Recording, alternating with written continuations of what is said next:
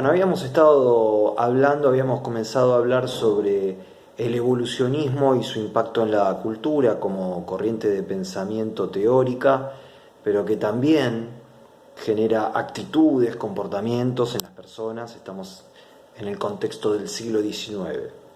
Un movimiento que se origina inicialmente en Inglaterra, pero que luego se disemina rápidamente por Europa y por el resto de los continentes.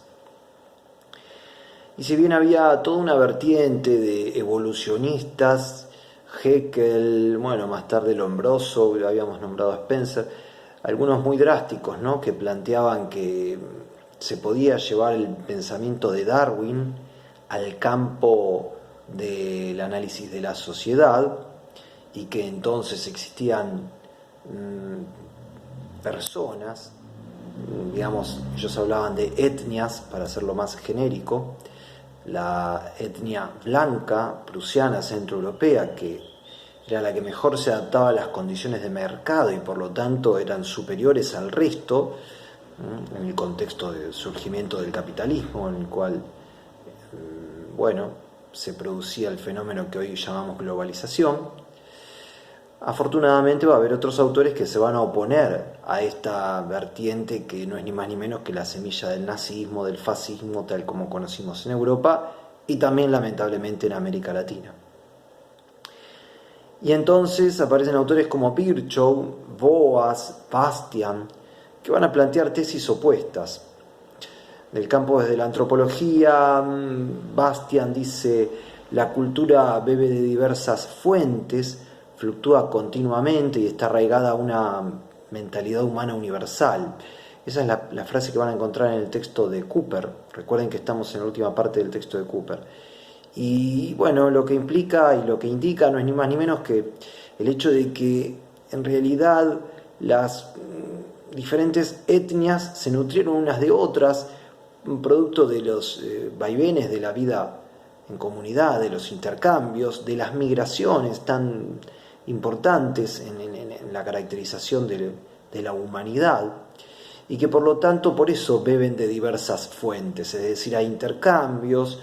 Piensen ustedes, por ejemplo, en la comida, donde unas regiones se nutren de lo que aportan algunas personas que vienen migrando desde otro lugar y entonces se reestructuran las recetas y van mutando, van modificándose. Esos tipos de cambios culturales son los que transforman a la sociedad. Y que por lo tanto van a plantear, de ninguna manera se puede pensar que hay una etnia que es superior a la otra, sino que todas comparten elementos de su propia cultura, de su propia idiosincrasia cultural, y que con ello no podríamos pensar a una por superior a otra. Aún así tenemos que decir que lamentablemente en fines del siglo XIX y sobre todo en principios del siglo XX triunfa, por lo menos en el ámbito del poder, triunfa la versión que adapta a Darwin a una mirada social en forma muy drástica, ¿no? Y que, bueno, es proclive a pensar que hay una etnia superior a las otras. Y cuando digo que triunfa lo tenemos que pensar sobre todo por los totalitarismos en Europa, que se asientan increíblemente, drásticamente, en un pensamiento científico, de manera que también nos remite a toda la comunidad académica, a toda la comunidad científica a reflexionar a propósito del trayecto de la ciencia, que evidentemente no siempre ha sido la ideal, o el ideal, el trayecto ideal. Aquí tenemos justificaciones teórico-conceptuales que validaron, insisto, el nazismo, el genocidio, la desaparición, la muerte, y que fueron muy drásticas. Piensen ustedes que en el nazismo se hablaba de que si eras un octavo, analicen el concepto, ¿no?, el lenguaje matemático, si eras un octavo judío entonces podías salvarte, es decir, descendiente lejano de algún judío, pero si eras un cuarto de judío, es decir, directamente descendiente de tu padre, tu madre judía, entonces sí merecías ir a los campos de concentración, ser devastado, lacerado como persona y finalmente aniquilado.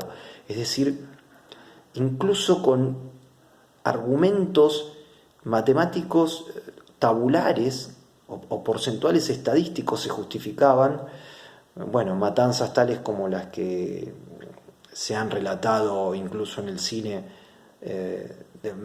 con mucha calidad y con mucha precisión, para que tomáramos todos aquellos coterráneos quienes no vivimos en esa época, tomáramos conciencia de lo que sucedió. En fin, el pensamiento que arrastra a Darwin hacia una mirada antropológica, indicando que unos hombres son superiores a otros, tomó no solo mucho riesgo, sino que se materializó en concreto. Se materializó. Y eso, sin lugar a dudas, es una mancha indeleble en la historia de la ciencia, porque la ciencia, algunos aspectos de la ciencia, y algunos teóricos, por supuesto que no estoy hablando de todos, pero algunos teóricos lo suficientes se impusieron como para que se llevaran adelante este tipo de miradas tan drásticas, tan riesgosas para la humanidad. Retomando a los autores que se opusieron a esta mirada drástica, aparece Franz Boas, un antropólogo estadounidense, que planteó que la raza o la etnia, el sexo, la religión, la edad eran construcciones culturales, simplemente. Y por lo tanto, bueno, nada se puede justificar desde la biología, que una raza es superior a la otra, o que un sexo, hoy llamaríamos un género, es superior al otro, de ninguna manera, porque simplemente todo es en función de lo que aprendemos, es decir, con H intermedia, lo que incorporamos de la cultura. Analicemos, ¿por qué la edad es una construcción cultural para Boas y no un registro biológico? Uno dice que tiene 20 años. Bueno, pero cuando dice que tiene 20 años, no es porque hay una métrica natural que indica eso. De hecho, milenios atrás no se medía con años. Y si nosotros no hubiésemos tenido la ascendencia europea, probablemente mediríamos los años por un calendario lunar. Entonces, quien tiene 20 años hoy podría llegar a decir que tiene 28 o 30, porque el calendario lunar era más corto. De manera que los años que se medían en la América precolombina eran más acotados que los que se midieron en Europa, y que tienen, por supuesto, su registro en el calendario solar, es decir, cuánto tarda la Tierra en girar alrededor del Sol, 365 días y 6 horas. Por lo tanto, la edad, que no en todas las regiones del mundo se mide como en el occidente, es una construcción cultural. No es de ninguna manera natural, biológica. De alguna manera, Franz Boas trata de separarse de esa mirada biologicista, determinística, propia del evolucionismo, para tratar de no justificar, como Haeckel, esos preceptos en el mundo cultural. Lo que está haciendo es oponiéndose. También el sexo, dice Boas, por supuesto, claro, cada uno desarrolla la sexualidad de acuerdo a sus gustos, a sus pareceres y a sus formas culturales.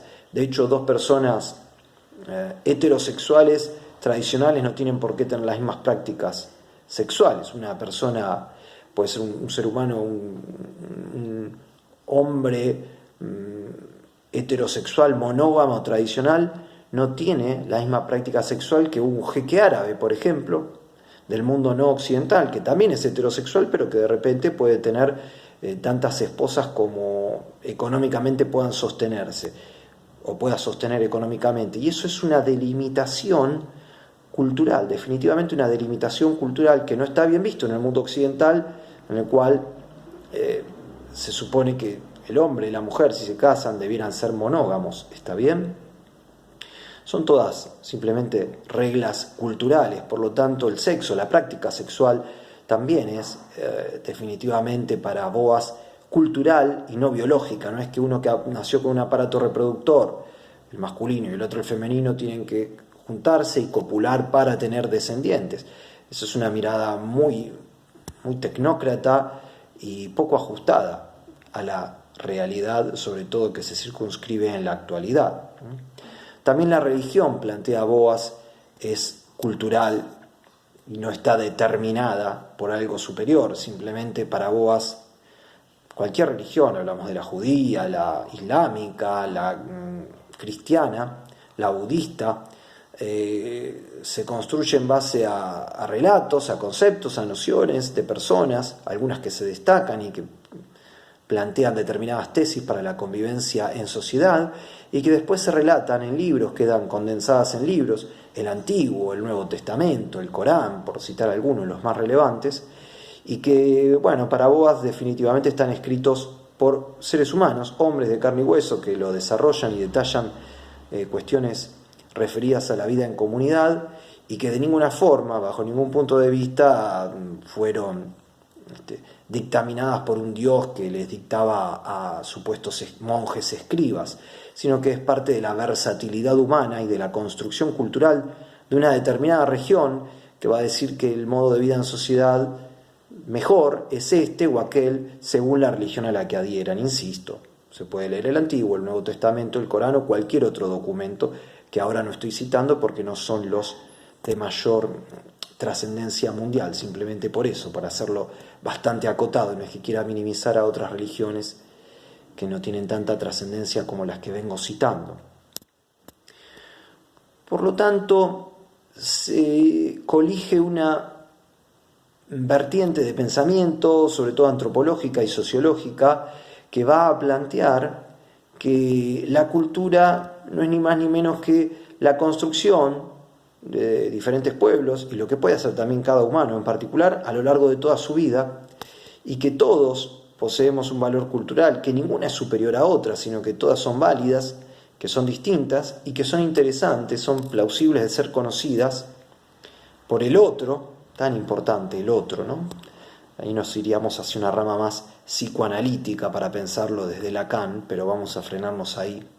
Simplemente decir que entonces las culturas todas son válidas y la mirada del otro tiene que coadyuvar a comprenderla y, ¿por qué no?, también, retomando una frase que cité anteriormente, para absorber parte de ello, incorporarla, para beber de esa otra fuente y enriquecerse. Esta es la mirada que de alguna manera va sintetizando la antropología cultural hacia fines del siglo XIX y principios del siglo XX respecto de la noción de cultura. Así que hasta aquí tenemos estas tres grandes vertientes, la francesa, la alemana, la inglesa, todas con sus postulados y con sus argumentos.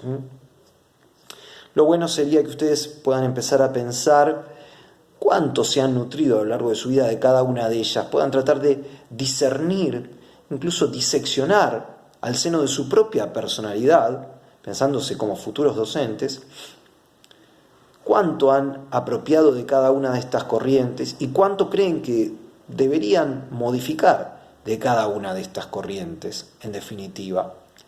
Cuánto creen que tienen de una y que tal vez tendrían que,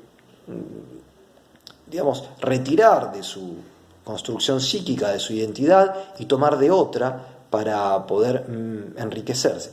Yo no voy a influir en ello, no se los quiero decir. De hecho, incluso en la actualidad estoy pensándome como un sujeto atravesado por todas estas ópticas.